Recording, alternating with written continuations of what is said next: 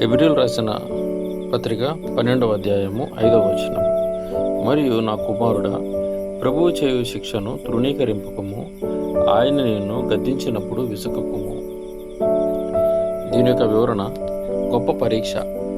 ఇప్పుడు అబ్రహాము ఈ అద్భుతమైన సంగతులు అన్నిటి తరువాత, దీవెన పొందిన తరువాత అతడు పరీక్షింపబడెను.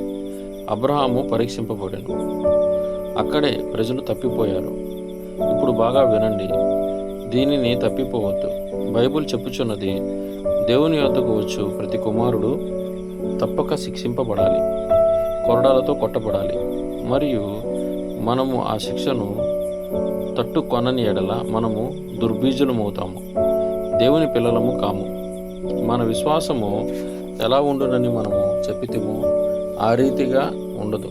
అది రుజువు చేస్తుంది. మనము కలిగి ఉన్నామని చెప్పుకొనున్నది మనము ఇంకా పొందలేదు. ఇప్పుడు మనము కొంత మంచి కాల్వనిజం లోపలికి వెళ్ళుచున్నాము, కాబట్టి మనము దానిని కనిపెట్టాలి. ఇప్పుడు గమనించండి, దేవుని యొద్దకు వచ్చు ప్రతి కుమారుడు తప్పక శిక్షించబడాలి. కొరడాలతో కొట్టు అను మాటలకు అర్థము, అతనిని ముక్కలుగా కోసి ప్రతి ఆచారమును అతనిలో నుండి బయటకు నెట్టివేయడము. చూడండి, అతడు దేవుని కుమారుడో కాదో అని పరీక్షించడమగును.